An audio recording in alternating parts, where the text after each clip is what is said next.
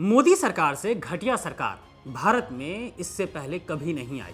मोदी सरकार से लालची सरकार इस देश में अब तक नहीं आई। इस सरकार ने देश की इज्जत से लेकर जवानों की शहादत तक हर किसी चीज का अपमान किया है और एक बार फिर यह घटिया मोदी सरकार भारत का वैश्विक अपमान करा रही है। और नहीं तो क्या, जिस सरकार ने कहा था कि हम पानी और खून एक साथ बहने नहीं देंगे, उसी सरकार ने पहले एशिया कप में भारत की मेंस टीम को पाकिस्तान के साथ खेलने दिया और एक बार फिर अब भारत और पाकिस्तान की क्रिकेट टीम एक दूसरे के आमने सामने होंगे। इस बार बात महिला टीम की हो रही है। जी हाँ जनाब, इस समय महिला क्रिकेट टीमों का विश्व कप चल रहा है।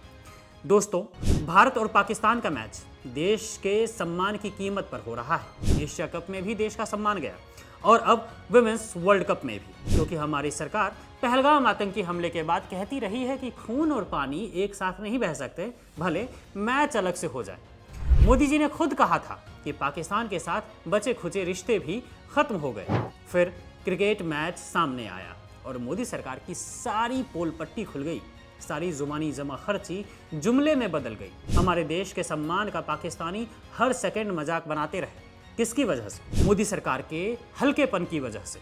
एशिया कप हो या विमेंस वर्ल्ड कप, पाकिस्तानी खिलाड़ियों और उनके कमेंटेटरों की हरकतें निंदनीय रही हैं। विमेंस वर्ल्ड कप में ही एक पाकिस्तानी कमेंटेटर ने सरेआम भारतीय क्षेत्र POK को आज़ाद कश्मीर कहकर न सिर्फ भारत की संप्रभुता को चुनौती दी, बल्कि खेल के मंच का इस्तेमाल राजनीतिक प्रोपेगेंडा के लिए किया। जी हाँ, पाकिस्तान की यह हरकतें और एशिया कप में पाकिस्तानी खिलाड़ियों की आपत्तिजनक बॉडी लैंग्वेज के बावजूद भारत का खेलना जारी है। इससे पहले एशिया कप के दौरान पुरुष टीमों के मैच में पाकिस्तानी खिलाड़ियों की बॉडी लैंग्वेज और उनके इशारे बेहद आपत्तिजनक थे। उनका फाइटर जेट क्रैश होने या फिर गोली चलाने जैसे बॉडी लैंग्वेज का इस्तेमाल करना खेल भावना का नहीं, बल्कि सीधे तौर पर भारतीय सेना के जवानों और उनकी शहादत का अपमान था। ऐसी हरकतें बताती हैं कि पाकिस्तान के लिए खेल भी दुश्मनी निभाने का एक जरिया है।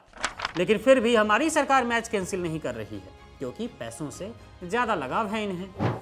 ऐसा नहीं है कि दोस्तों कि भारत और पाकिस्तान के मैच इससे पहले कैंसिल नहीं हुए हैं, क्योंकि उस समय भारत में मोदी सरकार नहीं थी, क्योंकि उस समय भारत में बीजेपी की सरकार नहीं थी। कांग्रेस की वो सरकार थी जो देश के सम्मान से मुंह नहीं मोड़ती थी।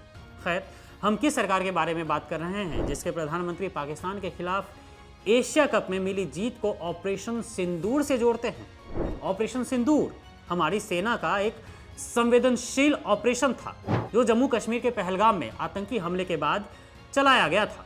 उस ऑपरेशन में हमारे कई जवान शहीद हुए थे। शहीदों की शहादत से जुड़े एक गंभीर सैन्य ऑपरेशन को क्रिकेट की जीत से जोड़ना, खासकर पाकिस्तान पर जीत के बाद हमारे जवानों, शहीदों और पहलगाम के शहीदों के प्रति सरासर अपमान माना गया, जो कि मोदी जी ने किया। सवाल उठता है कि जब पाकिस्तान लगातार हमारे जवानों का, हमारी संप्रभुता का अपमान कर रहा है, तो फिर हमारी सरकार जय शाह की अगुवाई वाले ICC को इन मैचों को रद्द करने का निर्देश क्यों नहीं दे रही है? जय शाह तो देश के गृह मंत्री अमित शाह के बेटे हैं ना, तो उन्हें तो देशभक्ति ज्यादा दिखानी चाहिए थी।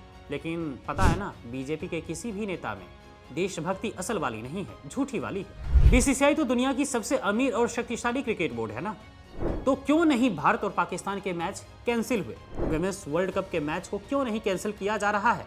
क्या देश की इज्जत, सेना का सम्मान और शहीदों की शहादत की अहमियत BCCI और जय शाह की करोड़ों की कमाई से कम है?